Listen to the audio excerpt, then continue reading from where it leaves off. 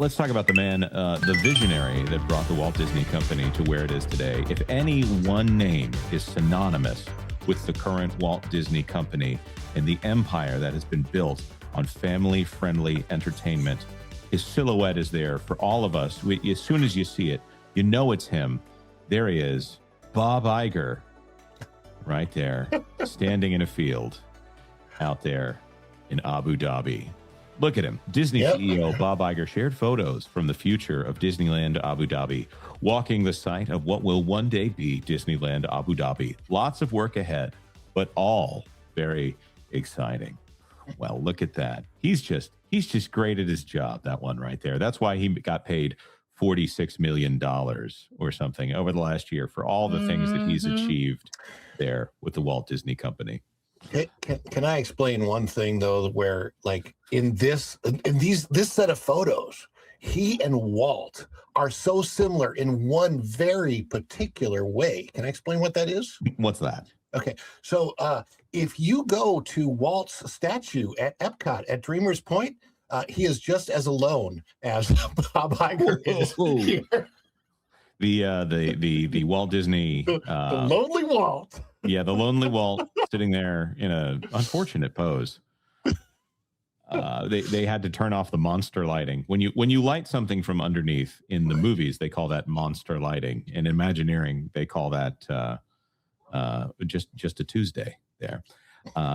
So let's explain the situation for anyone who's not familiar with what's going on here. Bob Iger is standing on the site of a theme park that will be paid for and built and developed by Miral, a theme park company that is actually the I don't want to say the Saudis. It's not the Saudis. It's Abu Dhabi. And UAE? Yeah, United Arab Emirates. So forgive me on the geography lapse there.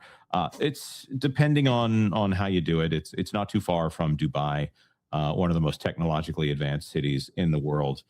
And Disney is going to be paid to deliver goods and designs, but it's actually going to be the people out there in Abu Dhabi that are deciding what goes on with this theme park. This is something where it's more like Disneyland Tokyo or Tokyo Disneyland, to get the words in order there. This is not going to be something where Disney is designing the park. I think this is also something that fell into their lap. And right before Bob Iger announces his retirement for the second time, he's trying to get out there and pretend like he's Walt Disney standing out there in the orange groves. I'll just say it since I'm kind of hinting around this. Bob Iger turned the greatest name in family entertainment into an IP holding company, and now he's LARPing like he's Walt, surveying those orange groves. Don't get those white sneakers dirty, Bob. I'm glad you made that point, Jonas, that, it fell into their lap. I don't think they were looking for this. There's just a lot of competition because if you guys haven't noticed, during these past 12 to 24 months, a lot of theme parks are opening overseas. And I think we have a Six Flags that's like out of this world. Oh, yeah. Yeah, over there. It's the first one that Six Flags is calling a theme park as opposed to just an amusement park. The Six Flags Qiddiya, or Qiddiya, however that's pronounced. It's got a roller coaster called Falcon's Flight that appears to be unbelievable. And I just think that this SeaWorld over there is fitting. They gotta have a little something over there, like a little boop, because there's just so much competition. It's insane, the competition over there.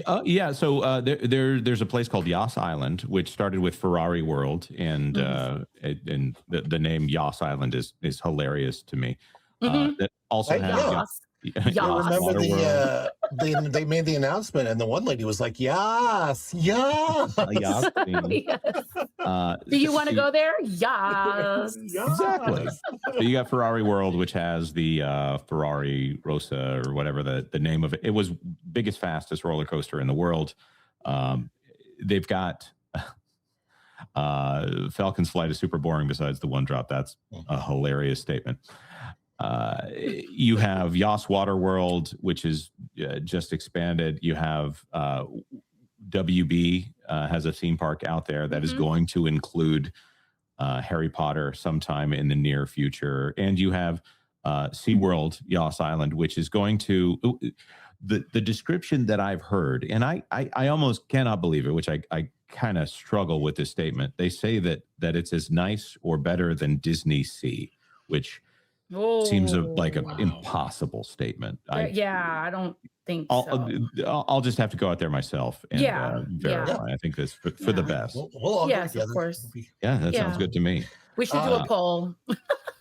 So I will tell you, this is probably the one Disney theme park that I personally would be totally cool visiting. I don't know, like anytime, even the month of June. Right, because it's going to be just as hot from our perspective as it would be any other time. Also, a lot of it's probably going to be inside. It's so funny how South America is like cold and South America is hot in December, right? Isn't that funny how like certain parts of the world are like hot and cold at different I think it's incredible. Christmas and summer if you're in Australia, right? So, right. Looking at this, by the way, that theme park, I have a feeling if the tickets work the same way as they do now, you could buy a multi-day pass where one day you could be at Harry Potter World, and on your second day you'll be in the Yas Disney, whatever they're going to end up calling it out there. Like it's probably going to be a multi-day package in which you're buying SeaWorld and WB World and all that on the same ticket. Yeah. So Disney becomes, it becomes the animal kingdom of that resort complex as opposed to it being a Disneyland resort out there. But sure, Bob, this is a Walt Disney style park. Do you know what the acreage? I mean, I'm assuming they're going to build a resort, not just a park, right? They're going to have it's just a hotel. It's just a park. They've already got amazing hotels out there. They might have a hotel within the park if they want to do something like that. But this is one where they have the infrastructure out there, so they may have a hotel. But I think that they would be focused on just adding another park to the complex as opposed to all that. So the thing I look at here is Bob Iger has taken a company that was the first name in family entertainment. In 2005, 2007-ish, he started as the CEO of the Walt Disney Company. He did one critical thing in 2007, which he engineered the purchase of Pixar. Why? According to his own words, because he couldn't get John Lasseter otherwise. And how was he able to get Disney to purchase Pixar? It's because he wasn't Michael Eisner, who had soured the relationship between Steve Jobs and the Disney company. So he comes in and he looks a lot better. He convinces John Lasseter to say yes to it, which was the thing that Steve Jobs needed all that. By the way, that purchase made Steve Jobs the biggest board member of the Walt Disney Company for a little while. Before Jobs passed, he was on the Disney board for a little while. And then eventually in 2018, Bob Iger fires John Lasseter. And that seems to be the point at which the Bob Iger Corporation starts to rear its head here. And you get a lot of the weird decisions. There's a little bit left in the tank there. I think Encanto came out in 2019, 2020-ish, around that time.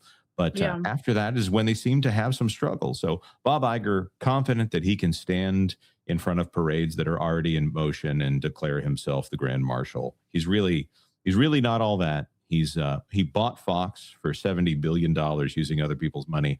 And then as far as looking at the Disney balance sheet, you really can't tell that they bought it from an economic standpoint. So great job, Bob. Y'all good job, Bob. Well, the only thing I can say about Iger is that I am eager for him to leave. That's good. Me too. And y'all have any comments before we wrap this up and move on to our final story? I'm just curious what the ticket would be in US dollars for this specific theme park. And I wonder if they're going to make it more like an amusement park rather than an actual Disney theme park. Like Paris. I think this will be one of the greatest theme parks that Disney has ever had any part of building. I think it's going to be. They like to flex their monetary muscle out there. It may have more water than some of the U.S. theme parks because of the way that they build them out there. I have no question that this is going to be an amazing park because they have more money than taste out there, and I think the park will probably be fantastic.